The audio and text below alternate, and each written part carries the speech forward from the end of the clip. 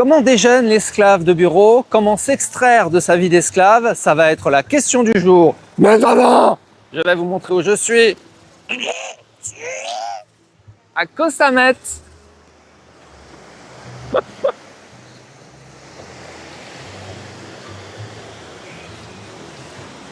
Au début, c'était un perroquet et là, j'ai l'impression qu'il devient une truie en fait. La voix d'une truie. 16h, Koh Samet, mon dernier jour à Koh Samet. Magnifique.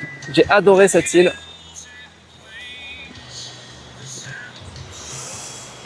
Vidéo inspirée par le commentaire de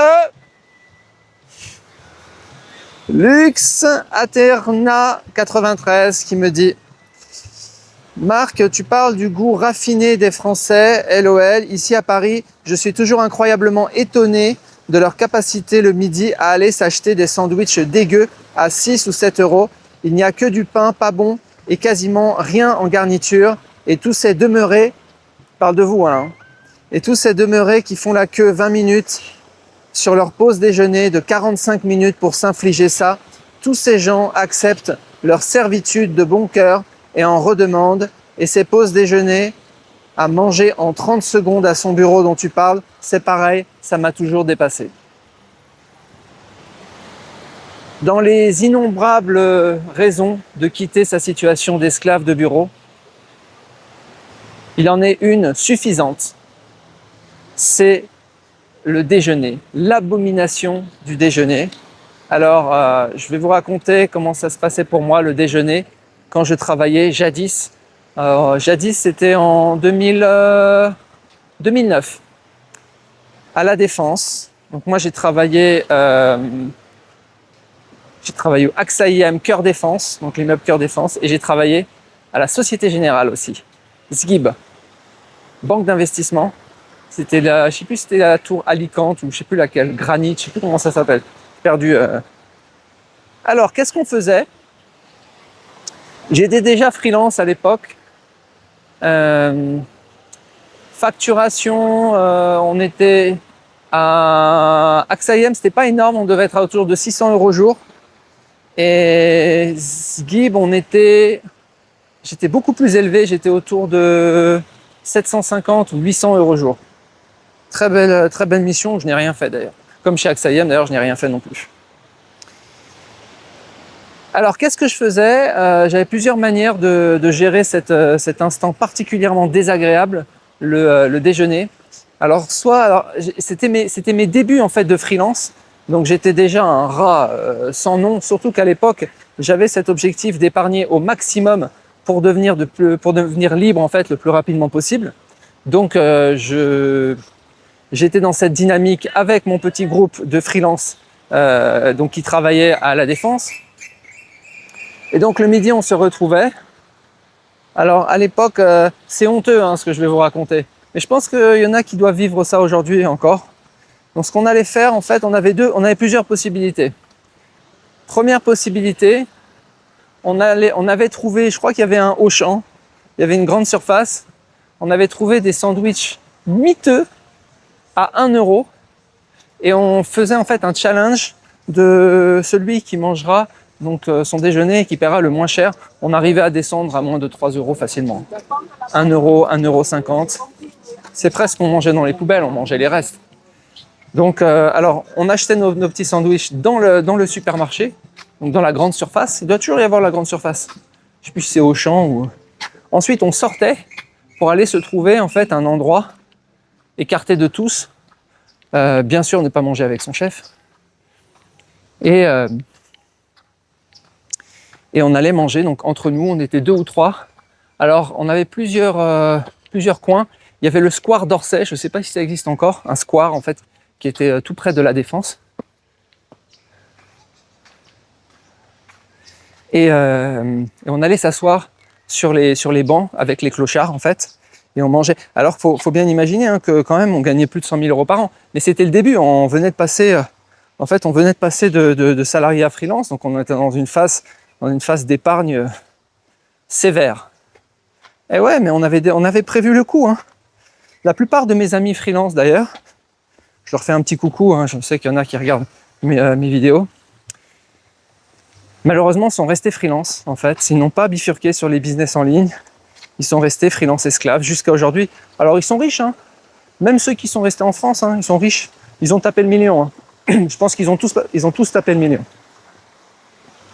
Mais moi, je suis quand même... le fait d'être parti à l'étranger, d'avoir payé moins de taxes, etc., d'avoir été freelance international, entre guillemets, ça fait que je suis 3 fois plus riche qu'eux, à peu près.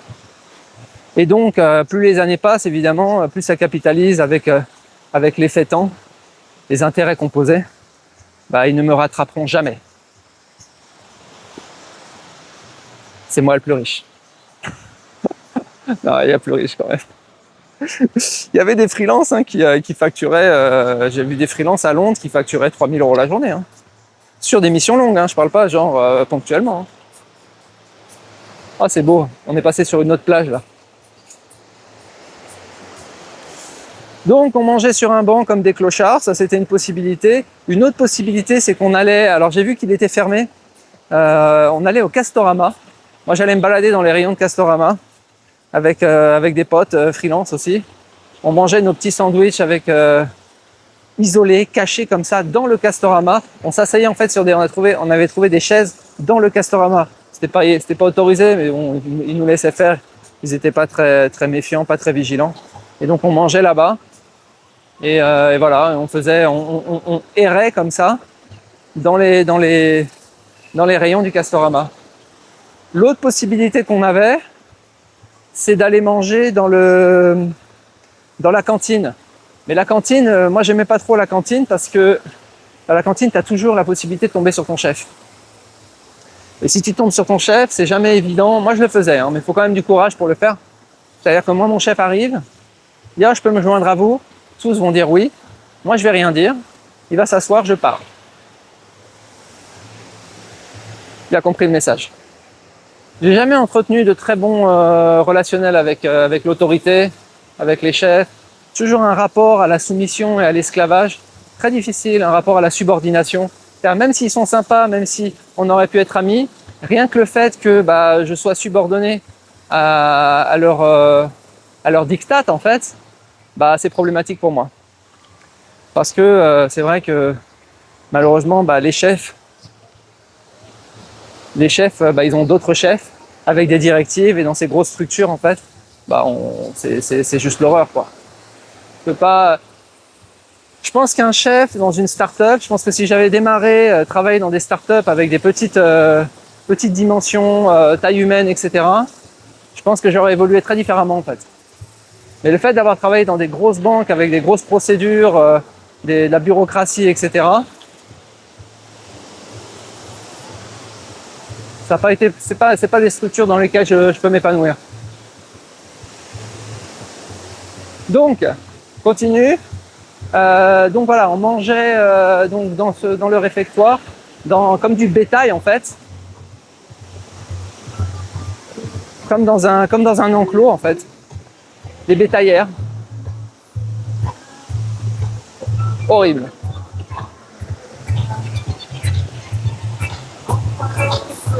Alors on allait manger où aussi? On avait une autre possibilité quand on voulait se faire plaisir, on allait à Pomme de Pin ou à Paul. Je sais plus si c'était Pomme de Pin ou Paul.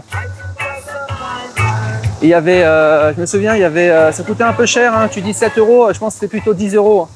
Et c'était, je me souviens, il y avait une tarte aux framboises. Elle y est toujours. J'ai vérifié en fait avant de... On sent le mec traumatisé, genre ça fait 15 ans, mais je suis toujours en train de regarder ce qui se passe par là-bas. Des fois, je vais regarder sur mon autre LinkedIn, mon LinkedIn perso. Je vais regarder ce que deviennent les gens. Alors, on va aller par où? On va aller par là. Je vais rôder comme un fantôme dans les LinkedIn pour voir ce que deviennent les gens.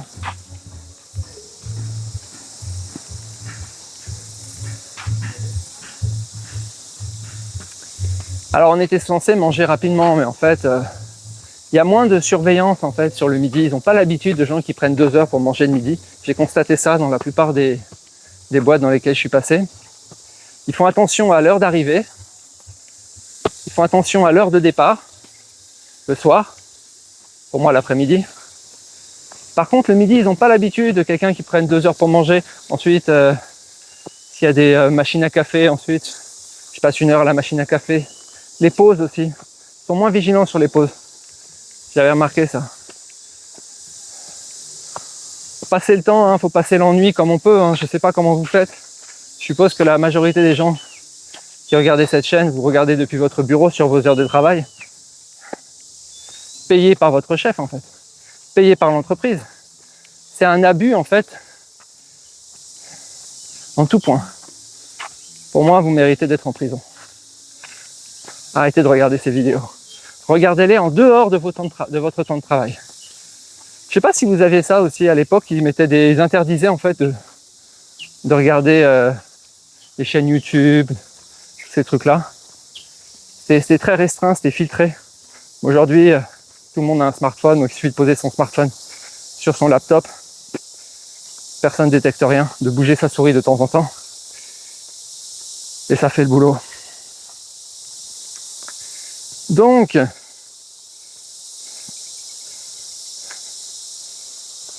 ah oui, j'ai oublié l'heure de départ. Je me souviens l'heure de départ pour manger, alors surtout à la Défense, vu que tout le monde va se ruer sur le seul pomme de pain qui est disponible, ou bien aller à la cantine, se ruer sur la cantine qui n'est pas chère, cantine d'entreprise. Mais moi, c'est juste horrible pour moi de...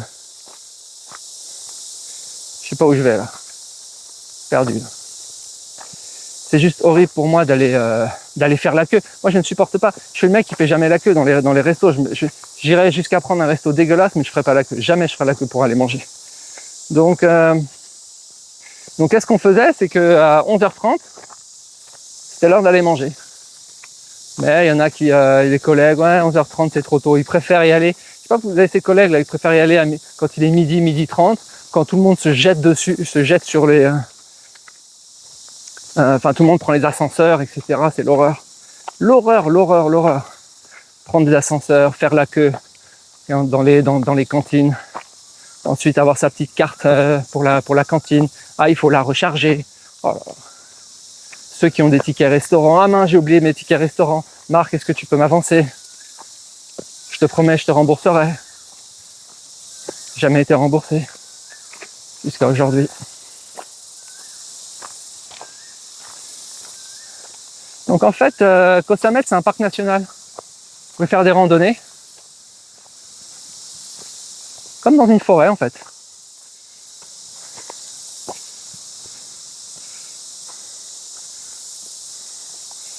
Voilà les amis.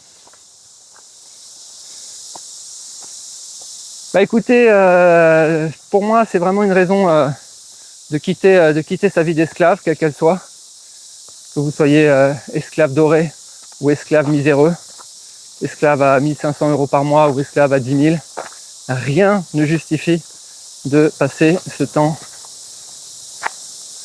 à chercher à manger le midi comme ça, ou à manger, ou le pire c'est à manger sur son desk comme un rat. Ils faisaient ça aux Pays-Bas aussi, ils mangeaient des trucs mais immondes. Les gars ils gagnent. En fait, même ceux qui gagnent de l'argent, en fait, comme ils n'ont pas le temps et comme ils n'ont pas, ils n'ont pas le temps de manger en fait. C'est con, mais la première liberté, c'est la liberté de manger.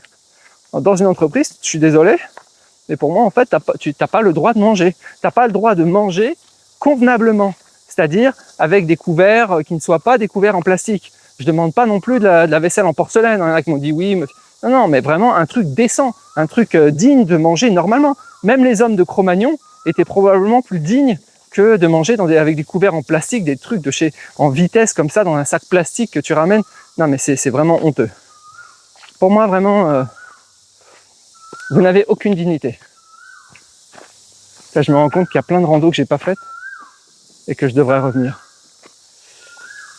Voilà les amis, bah écoutez, dites-moi ce que vous en pensez. Je vous souhaite une très bonne journée. Je vous dis à bientôt. Ciao.